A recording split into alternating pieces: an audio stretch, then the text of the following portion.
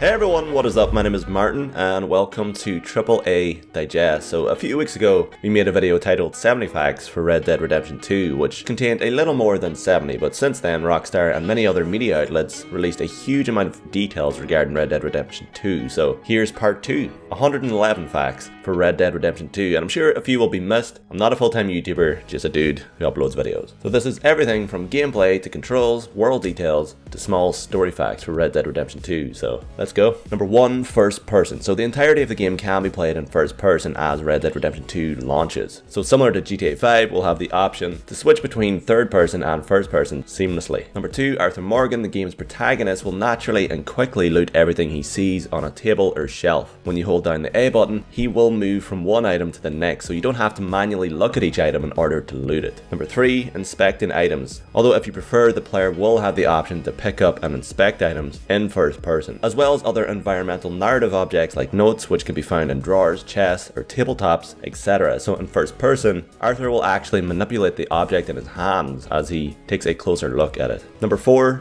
extra lore. So notes, newspapers, cigarette cards, books, and other documents will be scattered throughout the world and can be found in shops, bars, during missions, and other locations, which will offer much more lore in regards to the world of Red Dead Redemption 2 and will keep the player updated with daily events and local news that is occurring in each specific location. Number 5, the kill cam. So after landing an impressive shot on an enemy, e.g. headshot from a long distance, will be given a cinematic perspective of that kill, similar to Max Payne 3, yet obviously massively improved. Number 6, with the honor system returning, being more law-abiding and noble, Arthur will receive more money from bounty hunting jobs, and slow motion kill cams will be much more heroic. Yet if you choose to take a darker path with Arthur, you can expect much more cash from robberies, kidnappings, and more gruesome and brutal kill cams to represent your character. Number 7, similar to rdr2, while traveling to each mission as Arthur, you can choose to accompany gang members on the journey, or you can even make your way up and down the gang's formation and talk to whomever you choose, which will offer extra character details about that specific person. So there's quite a lot of missable dialogue in the game because it depends who you want to talk to. Number 8, Arthur can command his fellow gang members to attack enemies. An example used by Game Informer as they attack the O'Driscoll gang's camp, Arthur commands John to kill a member silently, which John agrees to. Arthur then states, quote, "Get your hands dirty for a change." And then John sneaks behind the outlaw and violently stabs him multiple times. It even makes Arthur Morgan wince. Number 9, clothing options. So there is a massive selection of clothing in stores, everything from hats, vests, suit jackets, boots, pants, bandanas, and more, which come in individual pieces, so you can mix and match clothes to fit your personal preference. Number 10, similar to GTA 5, Arthur can cover his face with a bandana or mask before committing a crime to hide his identity, although taking off the bandana when you're out of sight from the law will then lower his wanted level. Number 11, when browsing through clothing options, you actually scan through a catalogue on a shelf, so it has the feel of flicking through a physical book when you shop for goods. Number 12, a gunsmith sells specialized ammunition and weapon customization options for the player, and specific shopkeepers will sell unique items that can be only attained in that specific store, which is similar to rdr2. A unique golden knife, as a made up example, may only be obtainable in the town of Valentine. Number 13, equipment offers bonuses. So weapon holsters can be purchased and will ensure that specific guns decay at a slower rate. You can also holster your pistols with some fancy animations, and bandoliers increase ammo capacity for long arm weapons up to 50%, while gun belts can increase base ammo for sidearms up to 50%. Number 14, you can holster your weapon with the use of L1 on PS4, and through the use of L1 again, you'll actually equip your weapon. Number 15, clothing customization. So each piece of clothing can be customized to a large extent, from tucking Arthur's shirt into his jeans, having an open or closed jacket, tucking Arthur's jeans into his boots, and you can even roll up Arthur's sleeves and much more. Number 16, posture changes. So Arthur changes his posture and body language based on the weather and specific conditions. In bad weather, he will adjust by tucking his chin down and bowing his head towards the ground to avoid getting his face wet. In extremely hot weather, he'll even unbutton his shirt a little to adjust to the heat. Just 2 small examples. Arthur's facial expressions, posture, and other specific animations change based on his moral code.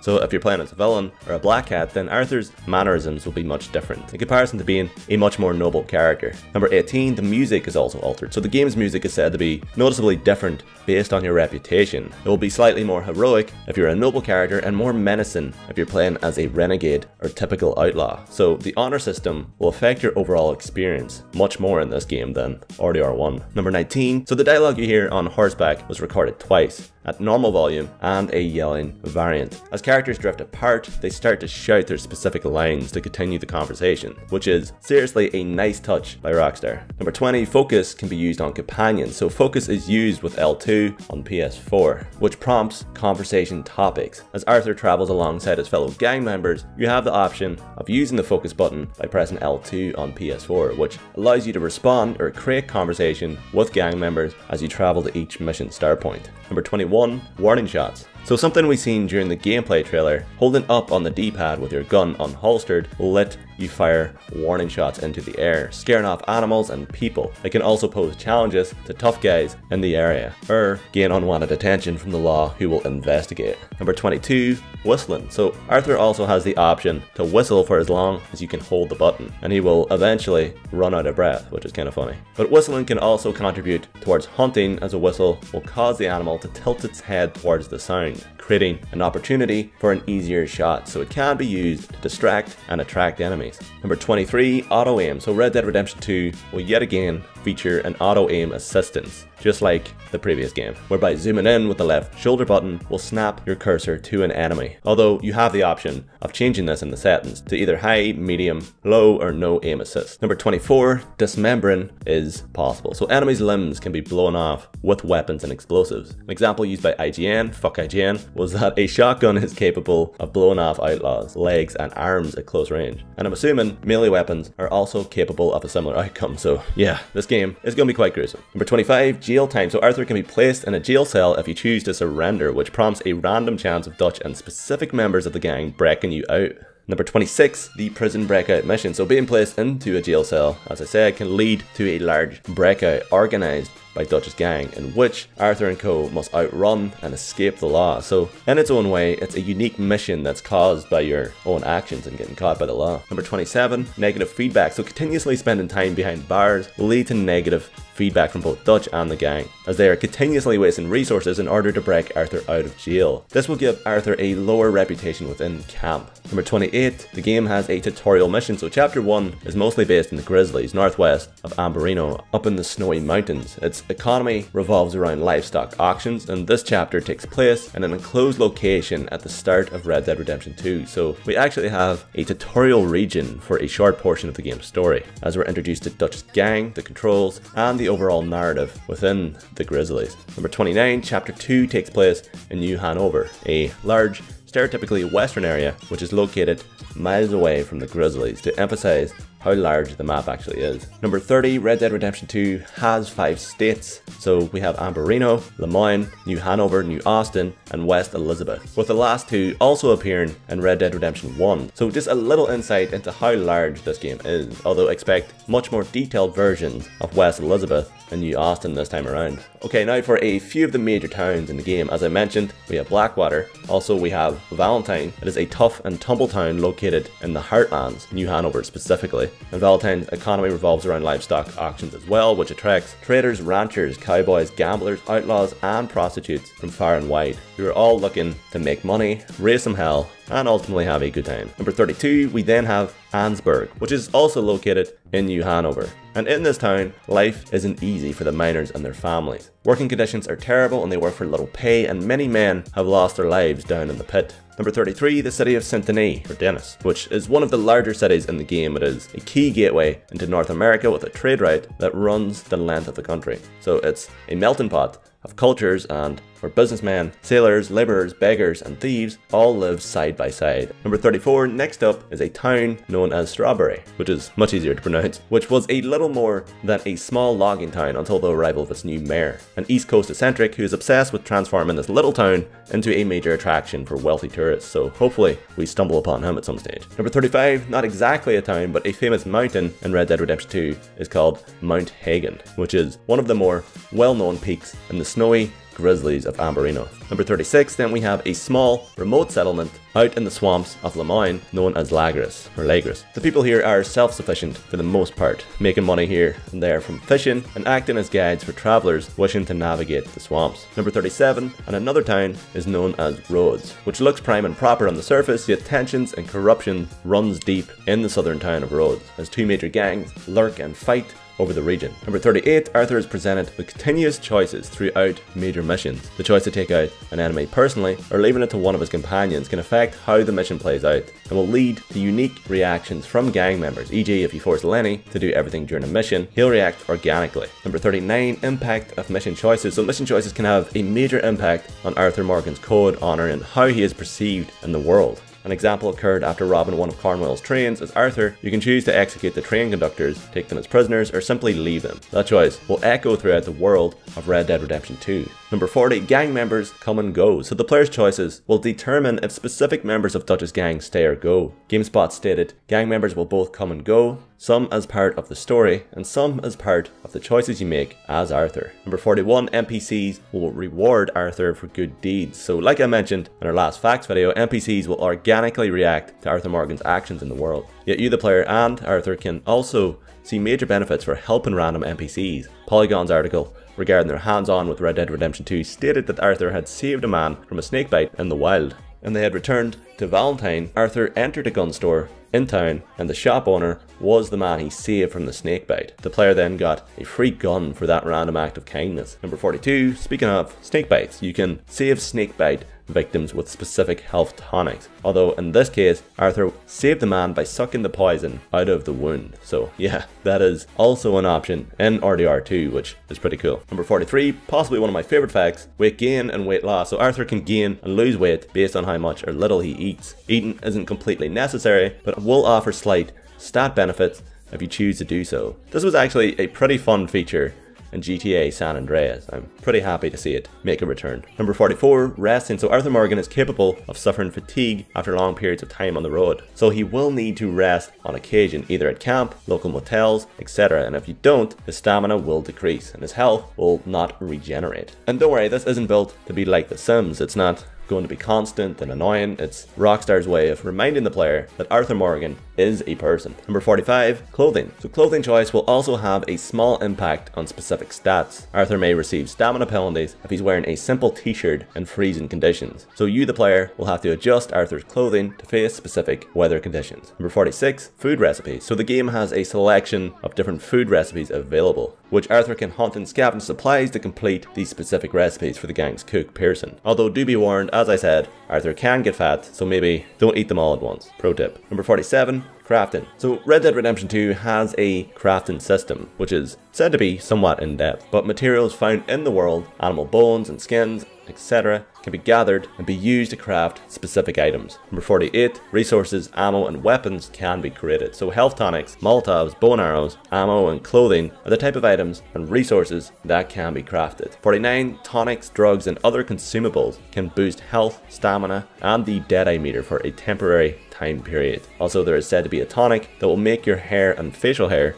grow faster. Number 50, after killing a specific animal, you can actually wear its carcass as a hat. Number 51, you can customize weapons to a large degree by outfitting weapons with all kinds of ornamentation. Rifles can have their metal types changed, handles can be added or removed from the weapon, and weapons can also be engraved. Number 52, weapons have viewable statistics. So everything from damage output, range, the gun's fire rate, reload time, overall accuracy and condition. These are all viewable. Number 53, tactical combat. So combat is slightly more tactical than previous Rockstar titles. Arthur will take major damage if hit cleanly, and he'll be forced to consume health tonics for some tougher fights, and will actually rely heavily on cover as the AI have improved significantly. And organized gangs will work together to flank the player's position. Number 54, resilient enemies. So some enemies such as outlaws, gang members and lawmen will also take slightly more damage than previous Rockstar games. Red Dead Redemption 2 wants the player to be accurate and focus on hitting vital organs and aim for headshots, as it will take a few more bullets than usual to take out enemies. So if you're hitting their arms, legs or shoulders, etc.,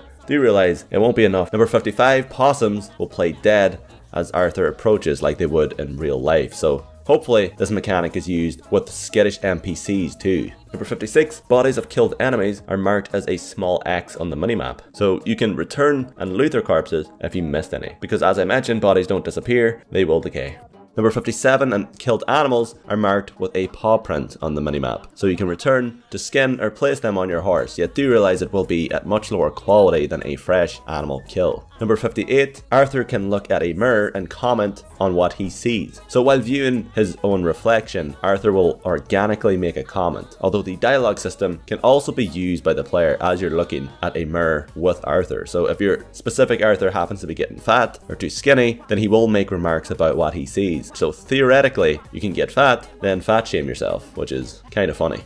Number 59, Arthur can swim. So as we knew from a previous trailer, Arthur could enter water, but it's been confirmed that he can swim to some extent. Although his ability to swim will be affected by his stamina levels, and if Arthur is actually shot in deep water, he is likely to drown. Number 60, lifting body. So I didn't mention this in the previous facts video. Bodies can be moved and carried by the main protagonist, including animals that can be placed on horses, and outlaws can be thrown into rivers or onto campfires, etc. Number 61, gang members will also loot. So fellow gang members are capable of looting corpses, ammo and items too. So if you happen to bring along a few of your fellow outlaws, do realize they can potentially beat you to some loot. Number 62, the gang get a cut, so items, money and other supplies that are looted during missions and elsewhere are shared among the camp, which are seen as donations to the cause. Yeah, Dutch really is a cult leader, isn't he? So as I mentioned in the previous video, Arthur can join in with camp activities around the fire, but if morale is high, he can sing along with his fellow outlaws, and it has been said that Javier Escuela is quite the musician. Number 64, dual wielding is an unlockable. So dual wielding is an ability that has to be unlocked later in the game. It isn't available right at the beginning. Number 65, there is a form of fast travel that can be accessed via a map at Dutch's camp and in major settlements that you previously visited. Number 66, camp upgrades. So Dutch's camp can be upgraded. The example used by Polygon was, quote, if you upgrade Dutch's tent in the gang's camp, you'll unlock a map at your tent that will allow you to go to any settlement you previously visited via a cutscene of you riding there, end quote. So upgrades will be attainable through doing character missions, increasing morale at camp, and by providing resources, food, and money. Number 67, Deadeye ranks. So there are said to be 5 levels / ranks of Deadeye, 3 being almost identical to rdr1, the most basic version being a time slowdown, second an automatic targeting painting, and the third is a manual target system. While the fourth we discussed in our previous 70 facts video, Arthur will be capable of highlighting major organs and weak points, which is massively beneficial in regards to hunting. And the fifth and final rank has yet to be mentioned by Rockstar. Number 68, weapons and horses will get dirty over time, which will affect their performance. Guns can degrade and jam, while horses will lose stamina and other stats without rest or being cared for. Number 69, horse customization. You can customize the equipment on Arthur's horses with 59 different styles of coat and a huge range of customizable options, including saddles, horns, stirrups, spurs, so you can create a horse that is truly your own. Number 70, horse upgrades. So items like stirrups and saddles, as an example, offer upgrades that in turn will increase your horse's health, stamina, and overall control of the animal, while upgraded saddlebags expand storage for clothes, masks, hats, weapons, and other equipment. Number 71, horse breeds. So there are 19 breeds of horse in Red Dead Redemption 2 that each handle differently with their own characteristics. Number 72, horses kick back. So horses have the ability to kick and can potentially kill a person with the right impact. Also, if Arthur has a poor relationship with his horse and happens to stand behind it and their trust level isn't high enough, then it has the potential to kick him, doing some damage. Number 73, you can melee on horseback. So Arthur has the option to kick enemies while he is riding horseback. Through the use of the melee button, Arthur will sidekick from his horse, which can be used to knock over opposing riders as they ride alongside you, or they can be used to kick civilians in the head as you ride by. Sorry, that's gonna be hilarious. Number 74, you can own a stable that stores a number of your horses. So if you have a mission that is tailored towards a horse with more speed, you can travel to your stable and switch it out for one of your stallions. Number 75, you can also purchase provisions for your stable to keep your horse fed instead of manually feeding him. Number 76. So we mentioned horse bonding in the previous video, but it can increase by feeding, grooming, petting your horse. Alongside what we mentioned previously, riding your horse will also increase that bond. Number 76, horse auctions. You will actually be able to buy and sell horses in auction stables. So you can break in horses out in the wild and then sell that horse on an auction for extra cash. Number 78, you can actually name your horse. Now, realistically, Arthur will never say the name out loud, but it's a nice little personal touch to the game. Number 79, Arthur's horse will automatically leap over obstacles in its path. Number 80, while on your horse, riding alongside a high-speed train, a button prompt will appear and Arthur will then be able to leap from his horse onto the moving train. You can also leap from the train onto your horse or leap onto carriages from your horse as well. Number 81, trains can also be hijacked and driven. So not only can you rob and stop high-speed trains, but you can also use them to outrun the law and travel from town to town. Number 82, horses collapse. So shooting a horse enough will cause the animal to collapse and the horse's corpse will actually crush whoever is riding it. This can lead to a rider being pinned beneath, unable to move, yet still being very much alive. Number 83, legendary animals. With the return of hunting challenges, we also have the return of hunting missions, which will lead Arthur to the last known location of specific legendary animals. We can assume their pelts and skins will hold great value and hopefully can be used to craft a unique item or outfit, but that's just speculation on my behalf. But these animals will be one of a kind. You can't continuously return and expect them to spawn in. Number 84, we're getting up there, lads. I'm out of breath. You can research animals with the focus button and add details into a journal, which gives a summary, almost Wikipedia, on each animal, where they're likely located on the map, their value, etc. Number 85, legendary sharpshooters. So alongside the inclusion of legendary animals is the addition of legendary sharpshooters from the Wild West, who have cards and can also be hunted like glorified bounty targets. Number 86, the ability to hog tie civilians, lawmen and outlaws makes a return, yet Arthur can supposedly tie enemies to objects in the environment. The example used was tying a man to a tree to interrogate him. Number 83, the soundtrack. So the talented composer Woody Jackson, who worked on Red Dead Redemption 1, returns to create the soundtrack for rdr2. Number 88, quest givers are highlighted on the map via a yellow dot, not a block letter like the previous games. This also counts for specific side missions in the world when you're close by. So there is no real massive distinction between main and side missions. Everything is equally as important, and that's exactly what Rockstar are going for. Everything has meaning in this game. Number 89, so double tapping or holding the X button on PS4 will ensure Arthur keeps up and automatically rides alongside the gang, while R1 can be used to drop off and travel alone. Number 90, cinematic mode. So traveling towards a mission, start up alongside your fellow gang members with the press of X on PS4 or A on Xbox. It will trigger the cinematic camera, which will frame the journey with a montage of shots that emphasize the landscape and traveling group. We get a few examples of that in the gameplay trailer, and don't worry, it's optional. You can opt out of the cinematic shots whenever you want. Number 91, so the minimap can be customized. You can have it normal size, enlarged, or shrunken as a compass. You can also completely disable the game's HUD. The HUD is minimal by default, only showing the minimap in the bottom left corner, but you have the option to turn it off completely. Number 92, current time and temperatures are shown in the menu as you pause the game, or by pressing down on the D-pad. Number 93, the world's map will be covered in fog until you personally explore each location. Number 94, there are secret rooms. So as I mentioned in the previous video, Red Dead Redemption 2 will have more open buildings than we've ever seen from a Rockstar title, and some of the buildings there are said to be secret back rooms that can be accessed if you know the right people, like illegal poker, whorehouses, and certain gunsmiths may bring you into the back rooms to show you their black market weapons, and hopefully this ties in with the honor system. Number 95, so Arthur can politely knock on doors or beat them down, so you can commit certain robberies and break into civilians' houses as you explore the world. Number 96, Red Dead Redemption 2 has around 200 species of animals, birds and fish, all of which behave and respond to their environment in unique ways. And Rockstar have been posting quite a lot of images on their Twitter regarding the types of animals you can run into in Red Dead Redemption 2. Number 97, dogs and other household animals can be petted or scolded or told off by Arthur Morgan. The animals also said to remember that interaction. If you show up the next day, then that dog may not bark violently at you as you pass by because you were friendly with it previously. Number 98, bathing. So Arthur can take baths, either at camp or be bathed at local establishments. Number 99, prostitutes can be interacted with. So yeah, I forgot to mention that in the previous video. Arthur Morgan can pay questionable women for sex. Some are located at camp, while others sell their trade in local towns and brothels. Number 100, Arthur will receive a wanted level and bounty on his head for killing specific animals. So if you see a friendly dog hanging out in town and for whatever sadistic reason you choose to shoot it, civilians will report the crime and the local authorities will investigate your last known location. So dogs in this game are basically like the chickens of Skyrim. You fuck with one, the whole world fucks with you. Number 101, shrinking horse testicles. Never thought I'd have that heading on my channel, but